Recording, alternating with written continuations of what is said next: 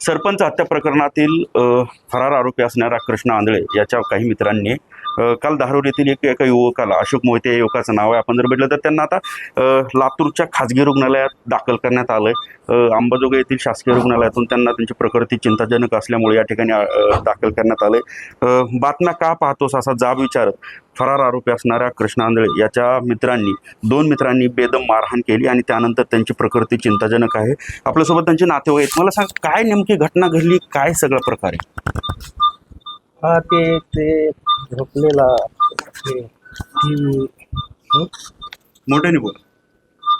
आमचे चुलत मामा त्यांची डेट झाली तिथं शेजारी, तिथे बसलेला होता, मोबाईल वगैरे बातम्या बघत होता आणि तिथं आली काही त्याला हाणमार केली भावाला. आणि भावाला हाणमार केल्याच्या नंतर कोण होते मारणारे? कोण? वैजनाथ बांगर असं त्याचं नाव आहे आरोपीचं, आणि अभिषेक सानप.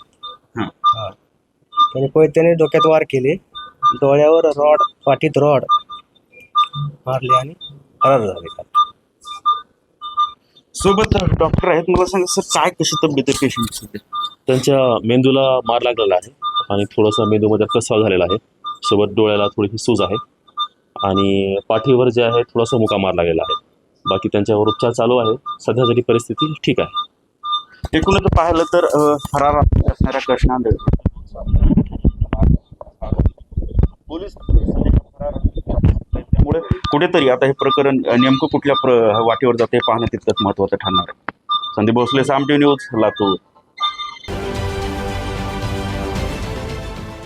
देश विदेशातील प्रत्येक घडामोडींचे लाईव्ह अपडेट मिळवण्यासाठी आता साम टीव्हीच्या सर्व सोशल मीडिया प्लॅटफॉर्मला लाईक, फॉलो आणि सबस्क्राईब करा. तसंच सर्व नोटिफिकेशनसाठी बेल आयकॉन प्रेस करायला विसरू नका.